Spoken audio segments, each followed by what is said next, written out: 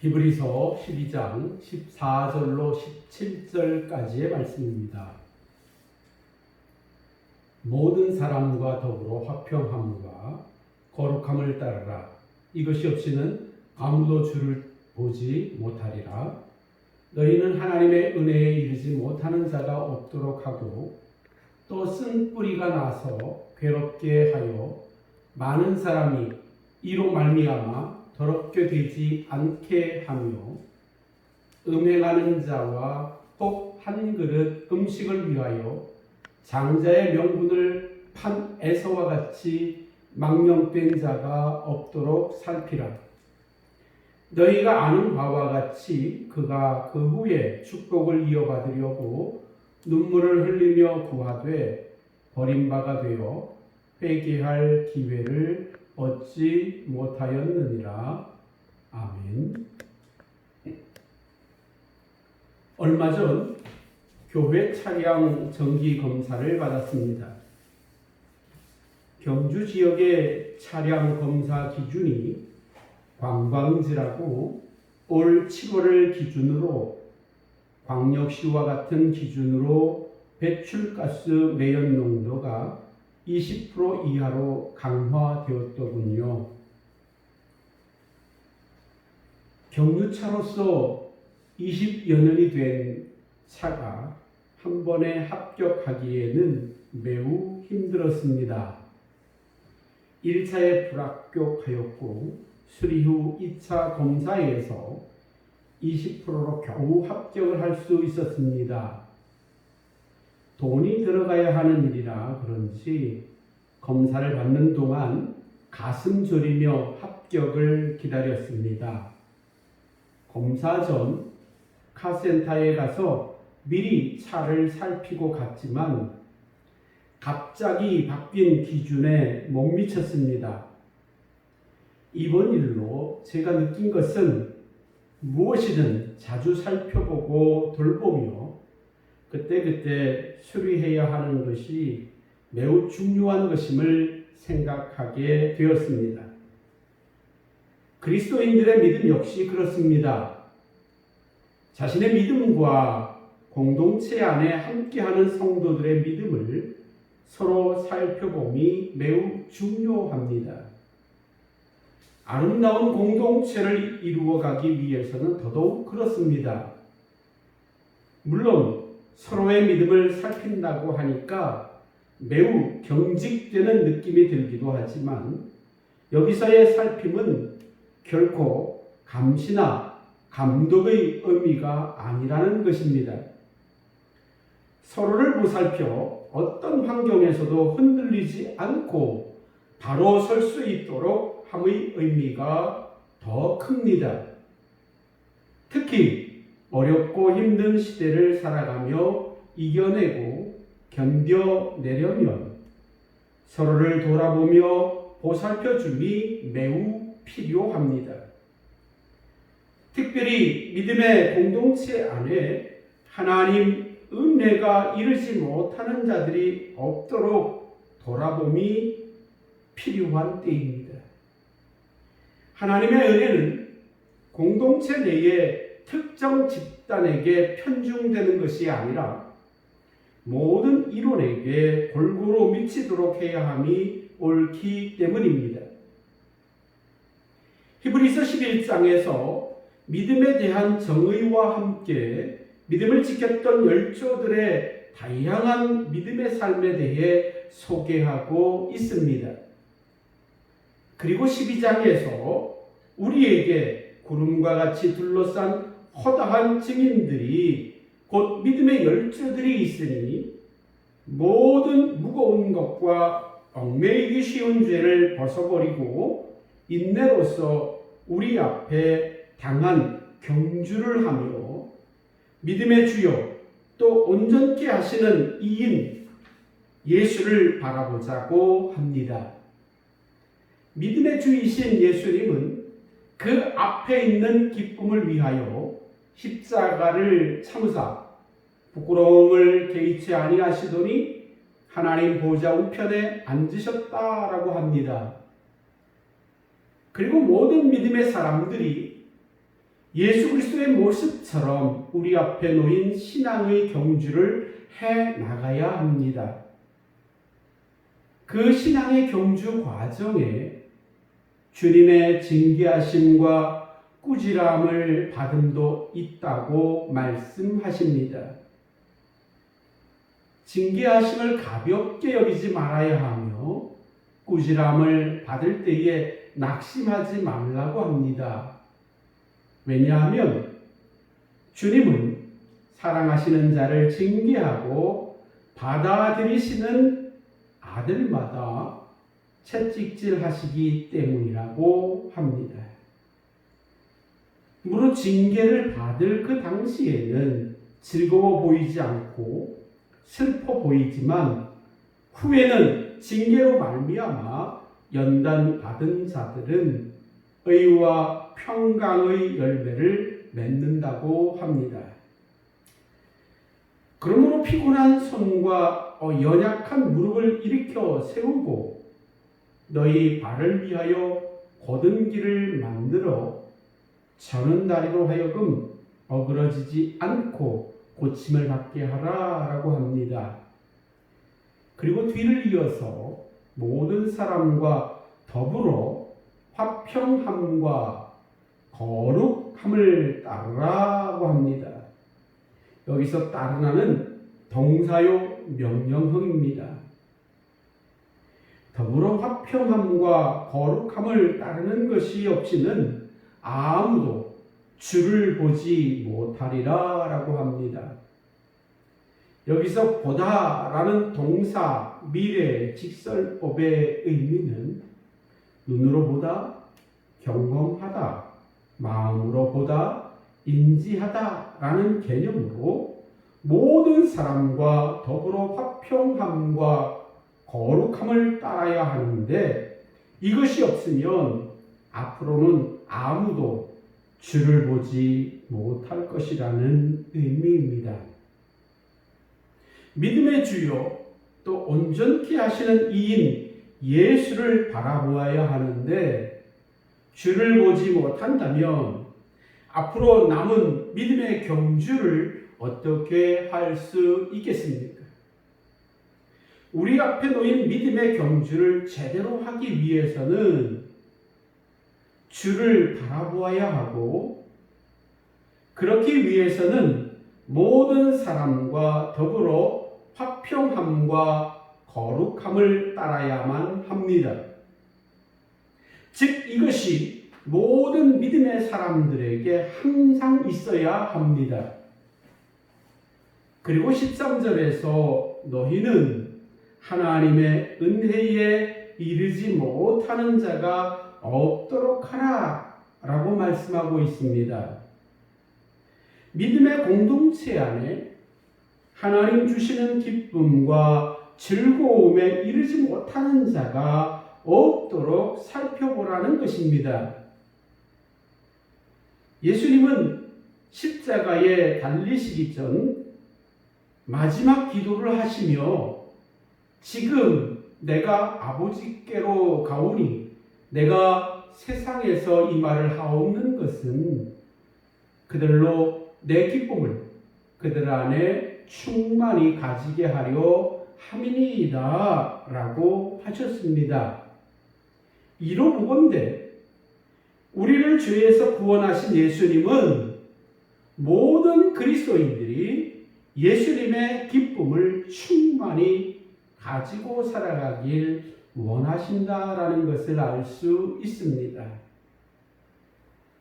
또 쓴뿌리가 나서 괴롭게 하여 많은 사람이 이로 말미암아 더럽게 되지 않도록 하라라고 말씀하십니다. 그렇다면 여기서 말하고 있는 쓴뿌리란 무엇을 의미하고 있는 걸까요?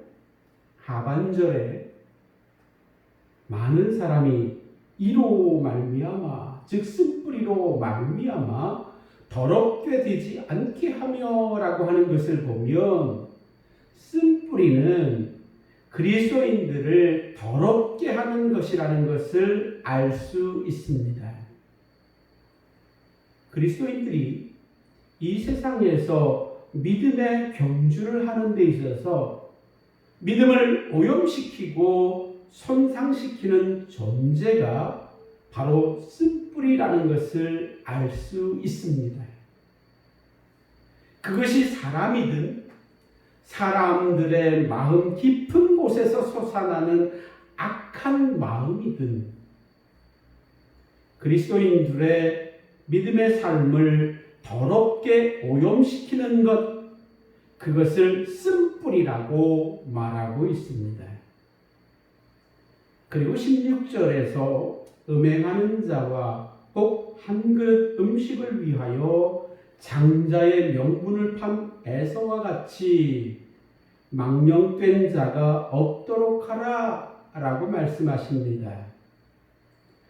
여기서 음행하는 자란 돈을 위해 다른 사람의 성욕에 자신의 몸을 천하게 쓰는 사람을 일컫습니다.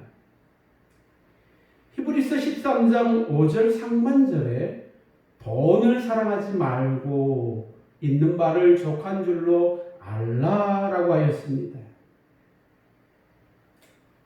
돈을 위해서 자신의 몸을 천하게 사용하는 사람을 음행하는 자라고 말했는데, 교회 공동체 안에 음행하는 자와 혹 한 그릇 음식을 위하여 장자의 명분을 판 에서와 같은 망령된 자가 없도록 하라라고 말합니다. 이 장자의 명분을 판 에서를 일컬어서 망령된 자라고 말합니다.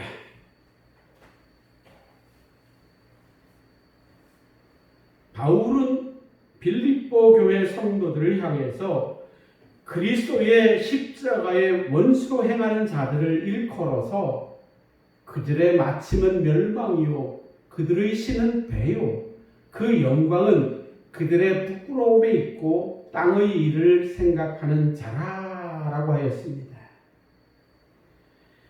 그리스도의 십자가의 원수로 행하는 자들은 육체의 욕망을 신으로 여긴다라는 것입니다.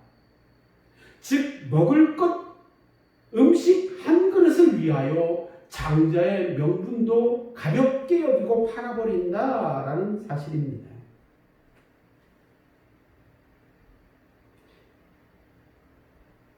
음행과 같은 악이 접근하기 쉬우며 유혹하여 넘어뜨리기에 아주 쉬운 존재, 이러한 존재가 바로 한 그릇 음식을 위해서 장자의 명분을 판 에서와 같은 부류의 사람들, 즉 망령된 자들이라고 말합니다. 세상의 정욕을 탐하는 사람들은 항상 세상주의의 유혹에 노출되어 있는 것은 사실입니다. 너희가 아는 바와 같이 에서가 동생 야곱에게 장자에게 주어지는 축복을 빼앗기고 난 후에 눈물을 흘리며 아버지 이삭에게 구하였지만 돌이킬 수 없었음과 자신의 행동에 대해서 회개할 기회를 얻지 못하였음을 생각하라라고 말하고 있습니다. 우리와 함께하는 그리스도인의 공동체 안에는, 즉 교회 안에는 다양한 부류의 사람들이 존재하고 있습니다. 하나님의 은혜는 공동체 안에 상위 1%들에게만 주어지는 것이 아닙니다. 공동체 안에서 한 사람이라도 하나님의 은혜인 기쁨과 즐거움, 그리고 베푸시는 호의에 이르지 못하는 자가 없도록 서로를 살핌이 매우 중요합니다.